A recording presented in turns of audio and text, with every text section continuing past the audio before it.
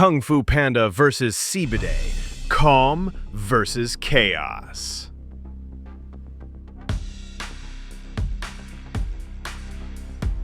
In the bamboo corner, one panda, one purpose. One perfectly poised paw. He's calm. He's centered. He's kung fu carved from ancient stone. It's the panda. But crashing through the canopy, it's a swarm of monkey madness. The Cebidae. They're fast, feral, and function like caffeinated chaos. No rules, no mercy, just mayhem. But the panda breathes in and strikes! Monkey mayhem meets ancient might. Every monkey move already mastered. Conclusive.